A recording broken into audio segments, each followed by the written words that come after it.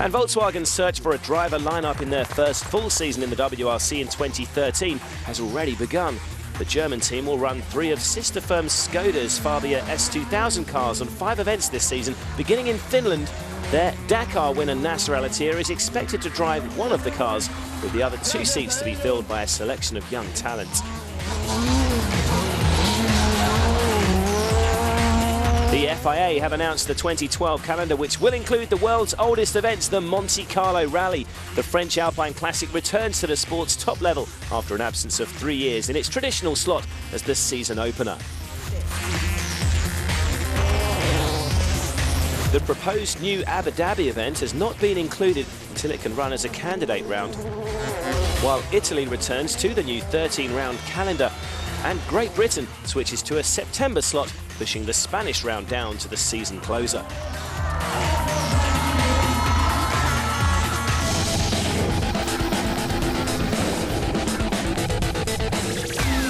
Another announcement made at the recent World Motorsports Council meeting was a change in the running order rules.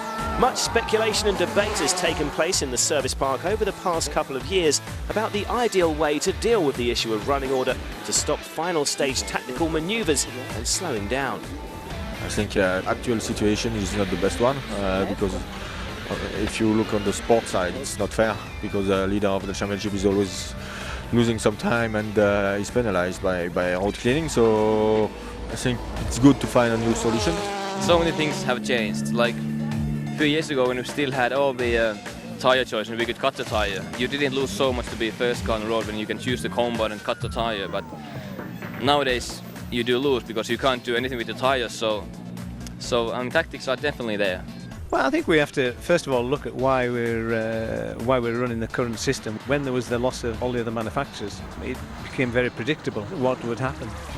So of course it was changed to create tactics and to make it a little bit more unpredictable. The thing that probably upsets a lot of people is to see cars slowing down, and at the end of the day, if you look at it from my point of view, you know, in one sense you don't pay the drivers to go slow. For me, I would just love to go flat out all the way from the start and just go flat out without thinking of anything. So for 2012, the pre-event shakedown will be used as a qualifier. The fastest driver over that stage will be the first to select his first day's road position. The second fastest will be next to choose, and so on. On the subsequent days of the event, crews will restart in reverse order. For sure, in the long term, it's better to do that because then we're gonna have the same chance to win the rally, and it will be more the same for everybody, and I think it's better. We are in favor for changing the start order rules because for the moment I think it's not very nice to see people stopping at the end of leg 1 and leg 2 to have a good road position for the next day. So I think it's a system that gives everybody a fair chance to have a good road position starting straight away from day 1.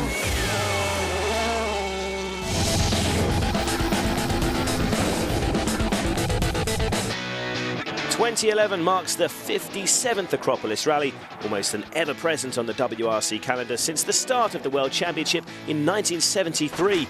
Many of the drivers feel its heritage alone merits its place at rallying's top table. The whole calendar should be kind of built around some of the historic rallies with lots of history and kind of big stories behind them, and Greece is definitely one of them. So it kind of just gives the driver a bit of a more challenge, and at least like those old rallies, I really would like to win those rallies as well, to get on that list with all the other drivers who's won it. I think Greece was one of the first ones on the World Championship calendar, and it goes back to the roots of rally because it was always very tough for man and machines. I think it's really important to keep the traditions in rally, and Greece is definitely a good rally, and I would be disappointed if they took it out of the calendar. For me, it's important to have a classic event. It's they have been there a long time. They have some classic stages, and for sure it has built a passion for the spectators as well. Greece is one of the classics. For me, it ranks alongside the Monte Carlo, what used to be and the Safari Rally, Rally GB, etc. So it was always one of the classics in the years gone by because of its difficult nature. It was one of the most difficult events in the championship. That is not the case now. It's still a very hard event, and rocky and what have you. but it's nothing like as difficult as it used to be. As Wilson mentions, while the Acropolis historically is known as a car breaker, the rally has mellowed a lot over the years. I think the biggest thing that we'll see could be the tyre wear. With the temperatures that we're going to have there, we're going to be well up into the 30s and quite a long loop of stages. So looking after the tyres could be an issue. It's not a slow rally in the end, and it's just it's, even though maybe it's not as rough in places, but we're just going flat out over all the rocks and bad places over there. So it is still very, very tough. We have to see, because we have been done testing in rough terrain, but for the moment we can't find the very hot temperatures that we will probably have in Greece. So it will be also a little bit of discovery for us. It's quite rough, Greece, but it's not too bad, and these small cars can take a lot of beating actually. So it's just increasing the ride height and take it steady some places, then the rally shouldn't be too bad. 2 years ago it was not so rough finally. Okay, it's hard for tire, so we will see. For sure it will be a big test for the car. The Acropolis certainly broke Sebastian Loeb's car on the last visit to Greece in 2009. We are 500 meters before our crash, so it's a very fast place in Greece. And now I will change the note, this one. And maybe I'm a bit distracted and I hit a stone here inside. And then we had a few rolls.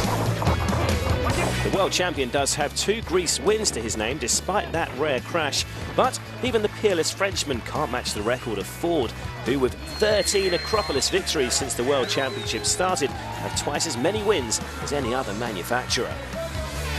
When I used to drive, it was always one of my favourite events, and of course in those days you had to build a very, very strong car.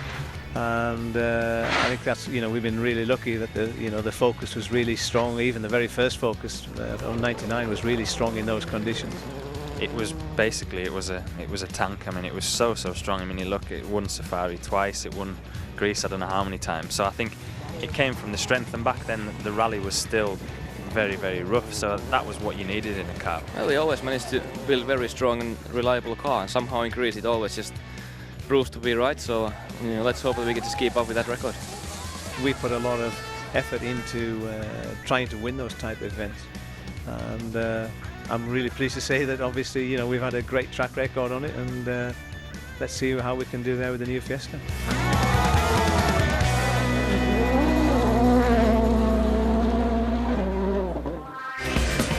That's all for now from WRC Rally World. Make sure you follow the Acropolis action as it happens on our website wrc.com, and we'll be back after a summer break for the build-up to one of the most dramatic challenges in motorsport, Rally Finland.